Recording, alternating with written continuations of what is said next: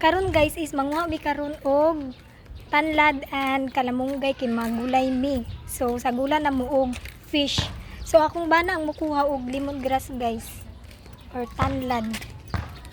So diri mi manguha guys og kalibre ra guys kay walay tagian ni. Nya wala puy tao di ara. So manguha na akong bana karon guys. So kabalo na siya manguha og tanlad guys. Isa siya nakuha guys nga tanlad. Mura na mig paglitsunan idagan kaayo. So karon guys is manguha na pud mi og kalamunggay. So diri ar gyapon gud sa silingan guys. Dira guys dagan kaayo guys nya dito kit sa gawas taghan. So wala pud mi kabalo kung kinsay tagiya di ari. So manguha ra gyud mi no. There. Yo.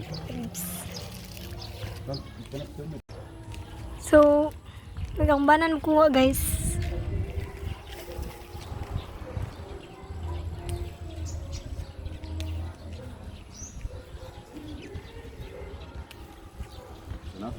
It's enough.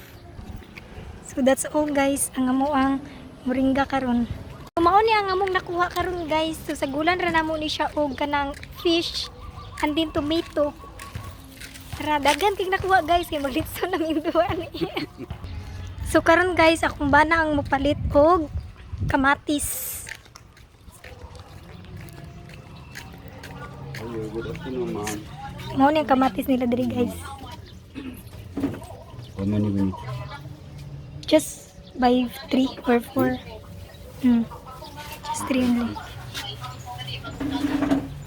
So nana dani akong bana guys palit og kuan kanang mga unsa diari sa gamay nga.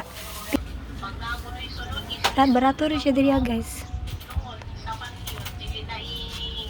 Thank you, ma'am. So padulong na misa mo ang balay guys kaya magluto na pud ko og gulay para pud masabawan ang amuang kinaon.